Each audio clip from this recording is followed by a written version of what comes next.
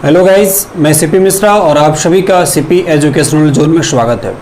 Previous video में हमने trigonometry के कुछ बेसिक कंसेप्ट पढ़े थे और इस वीडियो को अपलोड करने में थोड़ी सी दिक्कतें आई, थोड़ी समस्याएं रही मेरे साथ, जिसके नाते मैं थोड़ा वीडियो को देर से आप सभी के पास पहुंचा पा रहा हूं। बहरहाल आज हम उसी ट्रिग्नोमेट्री के अगले टॉपिक्स के बारे में चर्चा करते हैं और आज के इस वीडियो में गाइस हम मुख्य रूप से 4-5 तरह की चीज़ों को पढ़ेंगे। यदि एक नज़र हम इस पर डालें तो आज हम सबसे पहले ये जानेंगे कि राइट एंगल ट्रायंगल क्या होता है, अर्थात समकोण त्रिभुज किसे कहते हैं।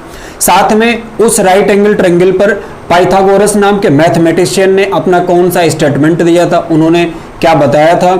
उसके बाद हम उन्हीं ट्रिग्नोमेट्री से जुड़े ट्रिग्नोमेट्रिक रेशियोज के बारे में जानेंगे कि कुल कितनी प्रकार की रेशियोज होती हैं और उन रेशियो में क्या खासियत होती है। साथ में वहां से जो रेशियोज होंगे उन रेशियोज के बेसिक कुछ फार्मूलों के बारे में जानेंगे कि उन रेशियो से जो बनने वाले हमारे बेसिक फार्मूले होते हैं उनका क्या काम होता है। ठीक है गाइस, तो आइए शुरुआत करते हैं इस वीडियो को। और आप सभी यदि नए विजिटर हैं तो चैनल को सब्सक्राइब कर बेल आइकन को दबाना न भूलें, साथ में ज़्यादा से ज़्यादा शेयर करें। चलिए गाइस, सबसे पहले हम चर्चा करते हैं राइट एंगल ट्रायंगल के बारे में। और आपका यहाँ पर सामने एक ट्रायंगल दिखाया गया है और ये राइट एंगल ट्रायंगल है। यदि मैं सिंपल आपसे बात बताऊं कि राइट एंगल ट्रायंगल किसे कहते हैं तो आपको अपने मन और मस्तिष्क में एक बात हमेशा याद रखनी चाहिए कि राइट एंगल ट्रायंगल अर्थात समकोण त्रिभुज वही होता है जिसमें एक एंगल 90 डिग्री का होता है। आप सभी को पता है कि एक जो ट्रायंगल होता है उसमें कुल 3 साइड होती हैं, लेकिन 3 साइड होते हैं और 3 साइड होते हैं इसके साथ साथ अंदर उसके 3 एंगल भी बनते हैं, 3 कोणों का भी निर्माण हुआ रहता है। तो उन 3 कोणों में से एक कोण का मान अकेले 90 अंश के बराबर होता है और यदि ऐसा कहीं भी किसी भी ट्रायंगल में देखने को मिलता है तो वो ट्रायंगल आपका राइट एंगल ट्रायंगल कहलाता है। बात यहीं पर समाप्त नहीं होती है। इस राइट एंगल ट्रायंगल में जो 3 साइड्स होती हैं, जो 3 आपकी भुजाएं होती हैं, उन तीनों भुजाओं का अपना अलग अलग नाम होता है और अलग अलग अपना क्या होता है, काम होता है।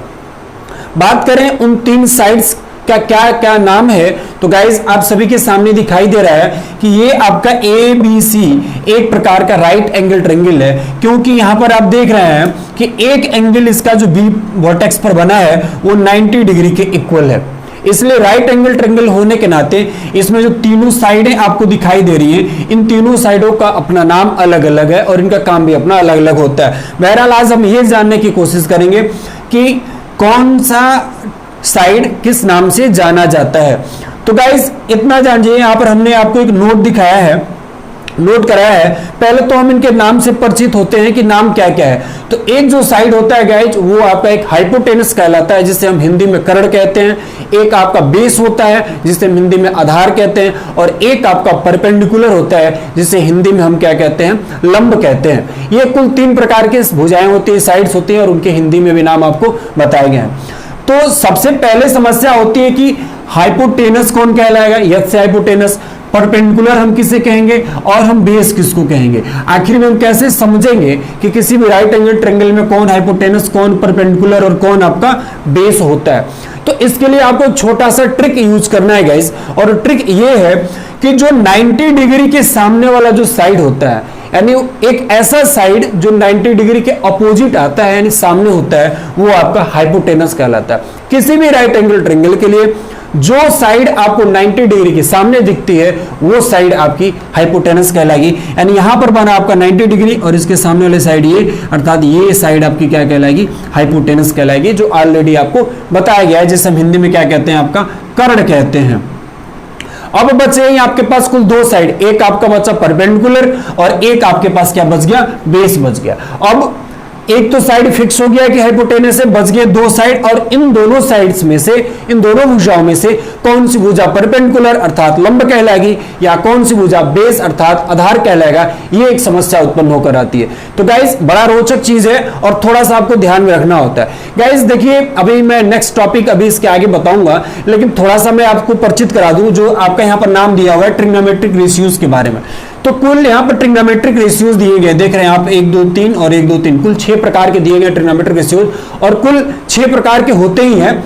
इसमें आप एक चीज देख रहे हैं कि यहाँ पर साइन लिखा है और साइन के साथ एक इस प्रकार की आकृति दी गई है जिसे हम थीटा के नाम से जानते हैं। क्या जानते हैं? थीटा के नाम से जानते हैं। और यहाँ पर चेंज हो सकता है, कहीं ए बी सी डी ऐसे अल्फाबेट्स भी आ जाते हैं, लेटर्स जो होते हैं आपके वो भी आ जाते हैं। बस हमको यह समझना है कि उस साइन, कॉस, टैन या कॉसेक, सेक और कॉट के साथ जो भी theta, alpha, beta, gamma, A B C जो भी लेटर आते हैं वो स्पेशली विशेषता मुझे ट्रायंगल के एक एंगल को इंडिकेट करते हैं, एक एक्यूट एंगल को बताते हैं। क्योंकि गाइस एक सिंपल सी बात है कि किसी भी ट्रायंगल के तीनों एंगल को जब आप ऐड करेंगे तो 180 होता है और उसमें से ये अकेले 90 हो गया तो बच गया ये दोनों एंगल, अर्थात इन दोनों एंगल को ऐड करने पर कितना होगा, 90 होगा। तो सिंपल बात है कि ये दोनों ही एंगल क्या होंगे, 90 डिग्री से छोटे होंगे और 90 डिग्री से छोटे हैं तो निश्चित ये दोनों ही एंगल एक क्या कहलाएंगे, एक्यूट एंगल के पार्ट होंगे, अर्थात नून कोण कहलाएंगे। तो यही जो थीटा आपके सामने होता है उस थीटा के सामने वाली जो साइड होती है, जैसे हमने 90 डिग्री के सामने वाले को हाइपोटेनस कहा, उसी प्रकार से थीटा के जो सामने साइड होगी, अर्थात यहां पर आपका बना है थीटा, ये वाला एंगल आपका थीटा है, कितना वैल्यू है ये बहुत बड़ा मुद्दा नहीं है, लेकिन थीटा की जो सामने वाली साइड है अर्थात ये वाली जो आपकी साइड है, ये साइड आपकी क्या कहलाएगी, परपेंडिकुलर कहलाएगी। ये तो बिल्कुल आपको ध्यान में रखना है, बाकी सारा चीज आपका क्लियर। हाइपोटेनस तो क्लियर हो जाता है, क्यों, क्योंकि 90 डिग्री के सामने तो हाइपोटेनस फिक्स हो गया। बचा क्या, जो आपका ये थीटा है, थीटा के सामने जो वाली आपकी साइड होगी आपकी परपेंडिकुलर हो जाएगी और आपका लास्ट एक साइड बच गया जिसे आप क्या कहते हैं, बेस कहते हैं। तो एक हाइपोटेनस और एक परपेंडिकुलर, तो बचा हुआ जो तीसरा या थर्ड साइड है वो आपका क्या कहलाएगा, बेस कहलाएगा या आपका हिंदी में आधार कहलाएगा। तो यहां पर कुछ हमने ऑनलाइन में हमने नोट कराया है कि 90 डिग्री के सामने वाला या अपोजिट साइड या भुजा कर्ण कहलाता है या हाइपोटेनस कहलाता है। दूसरा, थीटा के सामने जो साइड होती है वो परपेंडिकुलर अर्थात लंब कहलाती है। और तीसरा आपका शेष वाला आधार, मतलब जो शेष भुजा बची है यानी जो थर्ड साइड बची है वो क्या कहलाती है, आपकी आधार कहलाती है। गाइस एक काम और करेंगे, तो आप जल्दी से इसका स्क्रीनशॉट लेंगे क्योंकि हो सकता है अभी कुछ मिटाएं तो थोड़ी सी आपको दिक्कतें आएंगी, तो बस आप इसका एक स्क्रीनशॉट लेने का प्रयास करेंगे। हाँ, मुझे लग रहा है कि स्क्रीनशॉट अब आपका हो चुका होगा। चलिए अब चर्चा करते हैं मैं नेक्स्ट पॉइंट की। ये तो मेरा रहा राइट एंगल ट्रायंगल, लेकिन इस राइट एंगल ट्रायंगल से बहुत सारे सवाल जुड़े हैं। और कौन कौन से सवाल जुड़े हैं, तो उस राइट एंगल ट्रायंगल को या राइट एंगल ट्रायंगल के ऊपर, समकोण त्रिभुज के ऊपर एक बहुत बड़े मैथमेटिशियन हुआ करते थे जिनका नाम था पाइथागोरस, और उन्होंने अपना एक स्टेटमेंट दिया, उन्होंने अपनी एक बात बताई उस राइट एंगल ट्रायंगल के ऊपर, या जिसे हम पाइथागोरस थ्योरम के नाम से भी जानते हैं। गाइस ये बेसिक कंसेप्ट है, आपने क्लास 6-8 में भी कहीं देखा होगा या जो बच्चे जानते होंगे जरूर पढ़े होंगे, लेकिन आज हमें यहाँ पर बेसिक कंसेप्ट को समझना या समझाना मेरे लिए जरूरी है, जिसलिए मैं आप सभी को बता रहा हूं। तो उन्होंने क्या बताया था, पाइथागोरस ने, अर्थात जो पाइथागोरस का थ्योरम था, जो पाइथागोरस थे उन्होंने राइट एंगल ट्रायंगल पर क्या अपनी राय व्यक्त की थी। तो पाइथागोरस ने राइट एंगल ट्रायंगल पर यही बताया था कि हाइपोटेनस का जो स्क्वायर होगा, हाइपोटेनस का स्क्वायर वो किसके बराबर होगा, तो बेस के स्क्वायर अधन परपेंडिकुलर के स्क्वायर के बराबर होगा। सपोज गाइस जैसे मान लीजिए कि यदि हाइपोटेनस को हम कह ले 5, तो 5 का स्क्वायर बराबर होगा किसके, मान लीजिए बेस आपका 3, तो 3 का स्क्वायर धन, मान लीजिए आपका परपेंडिकुलर क्या है आपका 4, तो 4 के स्क्वायर के बराबर। तो आपका जो हाइपोटेनस था वो तो 5 था, तो हाइपोटेनस का स्क्वायर मतलब 5 का स्क्वायर, बेस आपका 3 था तो बेस का स्क्वायर मतलब 3 का स्क्वायर, और परपेंडिकुलर को मैंने 4 लिया था तो इस 4 का स्क्वायर मतलब परपेंडिकुलर का स्क्वायर हो गया। अब जब आप इसे जोड़ेंगे तो 5 का स्क्वायर आपका 25 होगा, अब बराबर 3 का स्क्वायर आपका 9, अधन 4 का स्क्वायर आपका क्या हो जाएगा 16, यानी ये भी 25 हो गया और ये भी क्या हो गया 25 हो गया। ये उनका एक पाइथागोरियन ट्रिपलेट के नाम से भी ये नंबर जाने जाते हैं, 3, 4, 5 ऐसे बहुत सारे नंबर होते हैं जो आप सभी जानते होंगे। बहरहाल उन्होंने यही बताया था कि हाइपोटेनस का जो स्क्वायर होता है वो बराबर होता है बेस के स्क्वायर प्लस परपेंडिकुलर के स्क्वायर से। लेकिन जब भी प्रश्न में इससे जुड़े सवाल आते हैं, इससे जुड़ी हुई बातें आती हैं, तो हमको हाइपोटेनस का स्क्वायर तो निकालना ही पड़ता है, लेकिन हमको जो ज्यादा जरूरी होता है कि मुझे हाइपोटेनस की वैल्यू निकालनी है, मुझे बेस की वैल्यू निकालनी है, मुझे परपेंडिकुलर की वैल्यू निकालनी है। तो उसके लिए इसी स्टेटमेंट के माध्यम से, इसी एक सिंगल तनहा फार्मूला के माध्यम से हम क्या करेंगे, बाकी के 2 फार्मूले को और डिराइव करेंगे, या कुल मिला के 3 फार्मूले आपके यहां से बनते हैं। गाइस हाइपोटेनस के स्क्वायर को हम h का स्क्वायर लिख सकते हैं, जो हाइपोटेनस का स्क्वायर है गाइस उसको हम h का स्क्वायर लिख सकते हैं, और बेस के स्क्वायर को हम b का स्क्वायर लिख सकते हैं, अब प्लस परपेंडिकुलर के स्क्वायर को हम पी का स्क्वायर लिख सकते हैं। यदि हमको यहां से हाइपोटेनस की वैल्यू निकालनी है तो हम यहां पर लिखेंगे हाइपोटेनस, दैट मीन एच बराबर, ये जब स्क्वायर यहां से हटाएंगे स्क्वायर रूट लेंगे तो ये बी स्क्वायर अंडर रूट में आ जाएगा। यानी आपका फार्मूला क्या बन जाएगा, एच बराबर under root B square plus P square, जो आपको यहां पर क्या दिखाया गया है। लेकिन हाइपोटेनस तो एक चीज क्लियर हो जाता है, यहां से आप देख रहे हैं कि अकेले हाइपोटेनस रहा और उसका स्क्वायर किसके बराबर है, तो परपेंडिकुलर और बेस के स्क्वायर को जो हम जोड़ रहे हैं उसके बराबर हो रहा है। यानी आप यहां से सीधे सीधा एक चीज निकाल सकते हैं कि किसी भी राइट एंगल ट्रायंगल में जो हाइपोटेनस होता है वो सबसे बड़ी साइड होती है, क्योंकि इसका स्क्वायर इनके स्क्वायर और इनके स्क्वायर को जब जोड़ रहे हैं तब जाके इसका स्क्वायर उसके बराबर हो रहा है। तो हाइपोटेनस सबसे बड़ी साइड होती है। ये बेस और परपेंडिकुलर अपने आप में इंटरचेंज करती रहती है, कभी परपेंडिकुलर बड़ी होती है तो कभी बेस बड़ी हो जाती है। और एक चीज और, आपने ट्रायंगल पढ़ा होगा या नेक्स्ट जो इस चैप्टर को कंप्लीट करने के बाद जो अगला चैप्टर आएगा ट्रायंगल, जब भी पढ़ा जाए हम लोग, तो उसमें हम देखेंगे कि एक चीज आप तो समझते होंगे कि किसी भी ट्रायंगल में जो सबसे बड़ा एंगल होता है उसके सामने वाला साइड सबसे बड़ा होता है। तो इन तीनों ही एंगल में 90 डिग्री सबसे बड़ा है, इसलिए 90 के सामने वाला साइड ये भी क्या होगा, बड़ा होगा। और इसीलिए हम कहते हैं कि किसी भी राइट एंगल ट्रायंगल में हाइपोटेनस सबसे बड़ी साइड होती है। तो गाइस आइए चलिए फिर से, मैं पहले फार्मूले को देखा मैंने, अब दूसरे फार्मूले को हम लोग देखने और सीखने का प्रयास करते हैं। तो यहां पर देखिए गाइस, जब भी आपको हाइपोटेनस पूछा गया तो आपके लिए एक फार्मूला हो गया, और हाइपोटेनस को छोड़ के यदि मान लीजिए आपसे बेस पूछ दिया गया तो आप जानते हैं ना कि बेस का स्क्वायर करेंगे और परपेंडिकुलर का स्क्वायर करेंगे तो एच के स्क्वायर के बराबर होगा। या इसको ऐसे भी बोल सकते हैं कि एच का स्क्वायर बराबर परपेंडिकुलर का स्क्वायर प्लस बेस का स्क्वायर। बात बराबर है भैया, 2 धन 3 बराबर 3 धन 2, तो दोनों चीजें बराबर हैं, आप जैसे चाहे उसे बोल सकते हैं। तो यहां से यदि आप बेस का स्क्वायर निकालेंगे तो इधर बचा आपका हाइपोटेनस का स्क्वायर, और ये परपेंडिकुलर का स्क्वायर जब इधर जाएगा तो घटाएगा, तो बचा यहां आपका बेस बराबर, अब ये अंडर रूट में आ जाएगा, अर्थात H square minus P square. ये आपका बेस का फार्मूला हो गया जो आपको यहां पर दूसरे पॉइंट पर दिखाया गया। बचा आपका तीसरा, तो गाइस यहीं से हम तीसरा फार्मूला भी डिराइव कर लेते हैं। थोड़ा सा मैं डेरिवेशन बता दिया, आप लोगों को लग रहा होगा कि टाइम टेकिंग है, बट यदि जिन बच्चों को थोड़ी सी प्रॉब्लम होगी वो यहां से अपना कंसेप्ट क्लियर कर सकते हैं। यदि अब आपको परपेंडिकुलर का वैल्यू पूछा जाएगा तो आप यहां से परपेंडिकुलर के स्क्वायर को इधर रखिए और बराबर का चिन्ह लगाइए, और इधर राइट हैंड साइड में क्या है, एच स्क्वायर, और इस बी स्क्वायर को इधर जब भेजेंगे तो माइनस बी स्क्वायर हो जाएगा, अर्थात P और इसका स्क्वायर है और स्क्वायर रूट यहां लेंगे तो P बराबर क्या हो जाएगा, इधर अंडर रूट में H का स्क्वायर माइनस P का स्क्वायर। यानी गाइस इन तीनों ही फार्मूले को देखने से मुझे एक अंदाजा लगा कि जब भी मुझे हाइपोटेनस पूछा जाएगा, ध्यान से सुन ले, जब भी आपको हाइपोटेनस का लेंथ निकालने के लिए कहा जाएगा तो H बराबर होता है under root p square plus b square या b square plus P square, ठीक है। लेकिन यदि हाइपोटेनस को छोड़ के बेस पूछा जाए या परपेंडिकुलर पूछा जाए तो यहां पर थोड़ा सा सिस्टम अलग हो जाता है। जब भी आपसे परपेंडिकुलर पूछे अर्थात P का वैल्यू पूछे तो P बराबर आप क्या लिखेंगे, तो अंडर रूट आप लगाएंगे और अंडर रूट में H के स्क्वायर में से आप बेस के स्क्वायर को घटाएंगे, क्योंकि हाइपोटेनस क्या हो जाता है, बड़ा P पूछ रहा है तो निश्चित है कि हाइपोटेनस और आपका बेस दिया होगा, तो हाइपोटेनस और बेस में से आपका हाइपोटेनस बड़ा होता है, इसलिए अंडर रूट में हाइपोटेनस के स्क्वायर में से बेस का स्क्वायर आप घटाते हैं। तीसरा आपका हुआ, यदि आपसे बेस पूछता है तो बेस बराबर आप क्या लिखेंगे, यानी बी बराबर लिखेंगे अंडर रूट, बेस पूछ रहा है, साथ में ये भी सीख लीजिए कि बेस पूछ रहा है तो निश्चित आपका हाइपोटेनस और परपेंडिकुलर दिया होगा, तो बी बराबर आपका हो जाएगा अंडर रूट, और हाइपोटेनस और परपेंडिकुलर में से जो बड़ा होता है वो हाइपोटेनस बड़ा होता है, तो अंडर रूट एच का स्क्वायर माइनस पी का स्क्वायर। ये हैं आपके कुल 3 फार्मूले। गाइस आइए अब हम चलते हैं, बात को बढ़ाते हुए ट्रिग्नोमेट्रिक रेशियोज के बारे में थोड़ा सा शॉर्ट चर्चा करते हैं। ये देखिए कुल 6 प्रकार की ट्रिग्नोमेट्रिक रेशियोज होती हैं। पहला आपका साइन, दूसरा कॉस, फिर टैन, फिर कोसेक, फिर सेक और कॉट होता है। गाइस ये आप देखिए, ये तीनों एक साथ और ये तीनों एक साथ यदि इस क्रम में याद करेंगे तो आपका याद हो जाएगा। देखिए पहले साइन आता है, फिर कॉस आता है, फिर टैन आता है, फिर इसके बाद कोसेक आप याद करिएगा, फिर सेक याद करिएगा, फिर कॉट याद करिएगा। लेकिन ये तीनों जो होते हैं गाइस, इन तीनों क्या होते हैं, रिवर्स होते हैं, उल्टा होते हैं।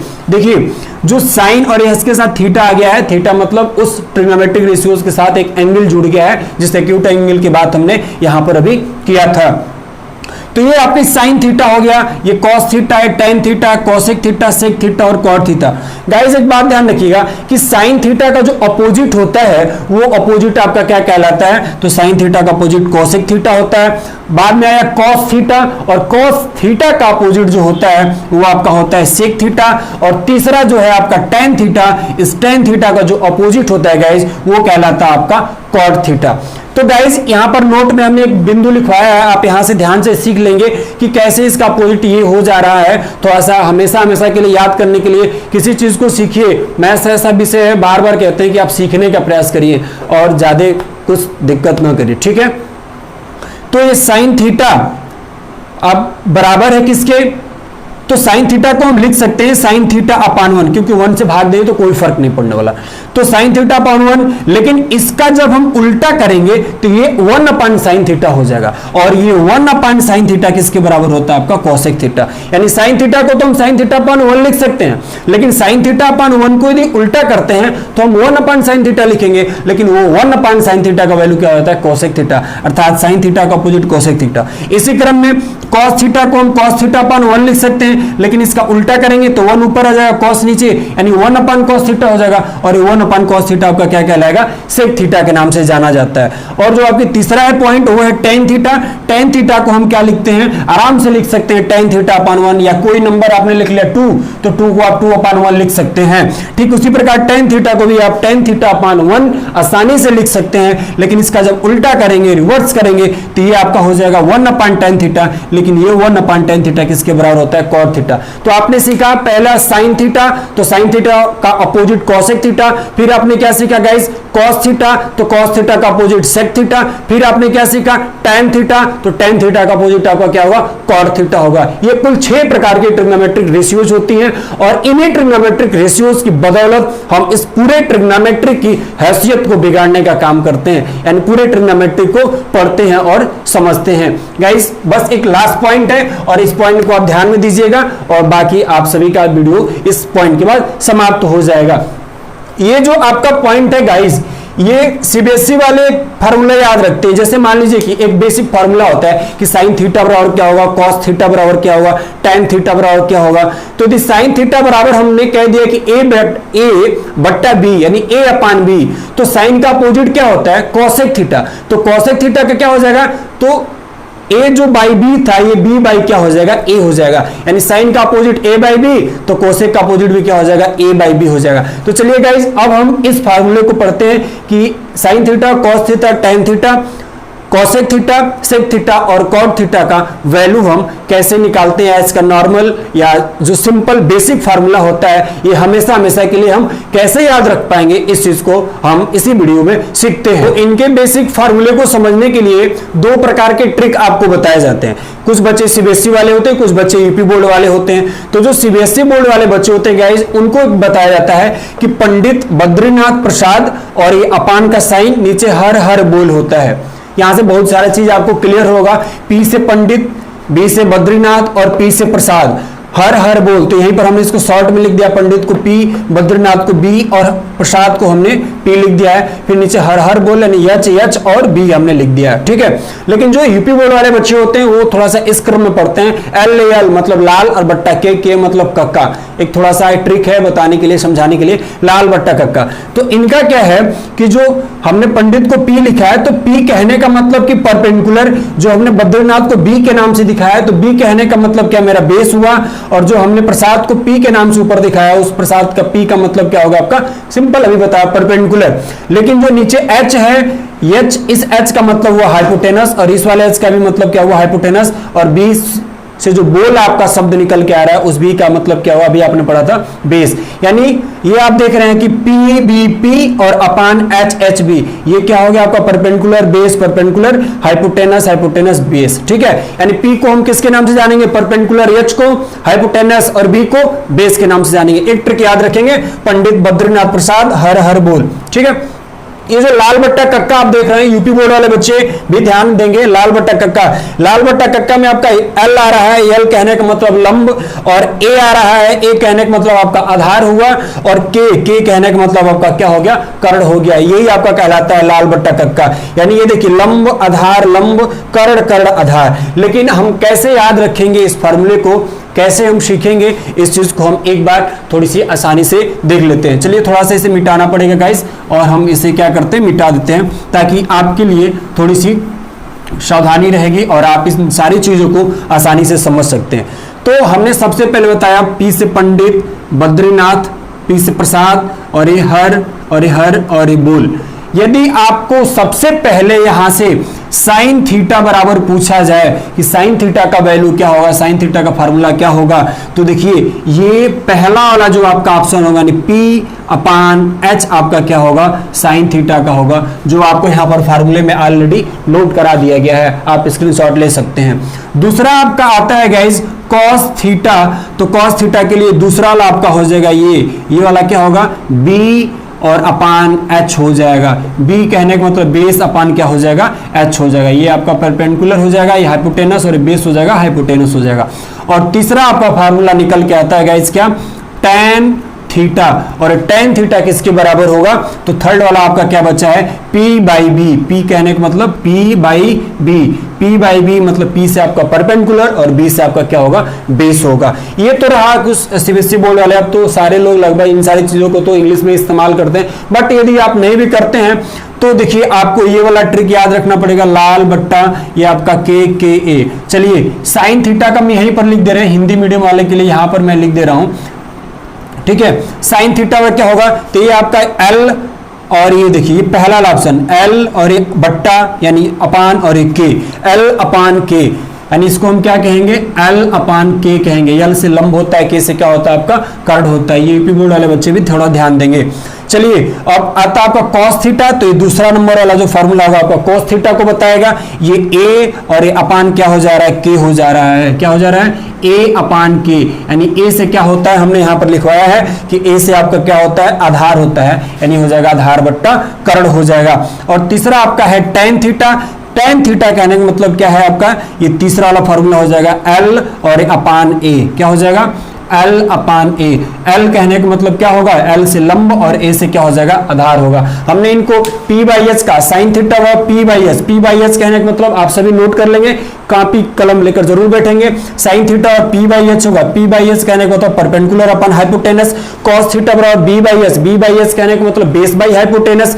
टैन थीटा बराबर P by B. P by B कहने का मतलब परपेंडिकुलर बाई बेस। लेकिन जब भी हम इसको यूपी बोर्ड में थोड़ा सा याद करते हैं तो साइन थीटा और एल बट्टा के मतलब लंब बट्टा कर्ण, कॉस थीटा और ए बाई के। ए बाई के आपको नहीं याद रखना, आपको ये रखना है ए का मतलब क्या होता है, आधार बट्टा कर्ण, और टैन थीटा और एल बाई ए लिखवाया मतलब लंब बट्टा आपका आधार होगा। तो गाइस अभी आपने देखा कि कुल 6 प्रकार के ट्रिग्नोमेट्रिक रेशियोज को आपने पढ़ा, लेकिन आपके सामने क्या था कि हमने 3 फॉर्मूलों को लिखवा दिया, साइन कॉस टैन, इन तीनों को तो मैंने लिखवा दिया आपसे। लेकिन अभी भी इनके अलावा आपके पास साइन का जो अपोजिट होता है वो होता है कोसेक थीटा।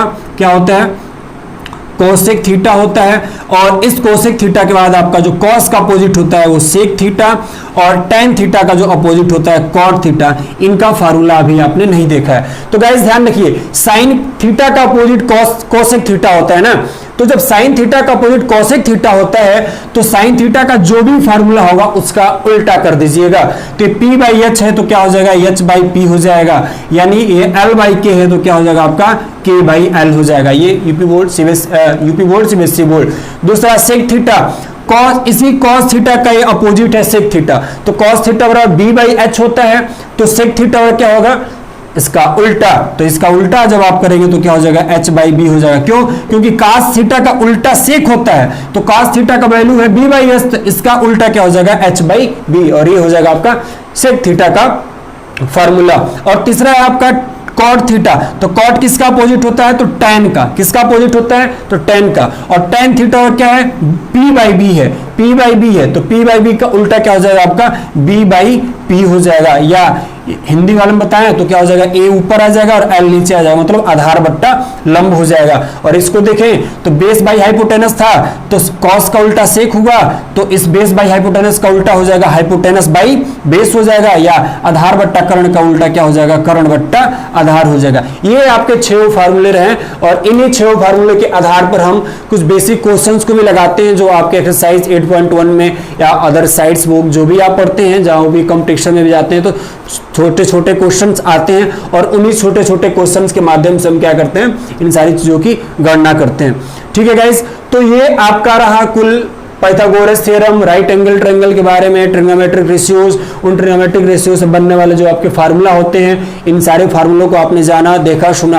अब इस पर जो बेसिक क्वेश्चन होते हैं आपके नेक्स्ट वीडियो में इस पर जो बेसिक क्वेश्चन होता है, बेसिक क्वेश्चन को आपको बताया जाएगा। और यदि आपने प्रीवियस वीडियो नहीं देखा है तो थोड़ा सा कंसेप्ट क्लियर करने के लिए बस एक बार मेरी कहा मान लीजिए और जाकर आप उस कंसेप्ट वाले वीडियो को जो पार्ट फर्स्ट है आपके प्लेलिस्ट में दिया गया है उसको देख लें, समझे, सीखें और फिर आगे बढ़े। निश्चित है और उम्मीद है, आशा करता हूं, नहीं उम्मीद करता हूं कि ये वाला वीडियो उसके देखने के बाद आपको और ही अच्छा से समझ में आएगा। तो गाइस, यदि आप इस चैनल पर नए विजिटर हैं तो चैनल को सब्सक्राइब कर बेल आइकन को दबाना न भूलें और वीडियो को ज्यादा से ज्यादा शेयर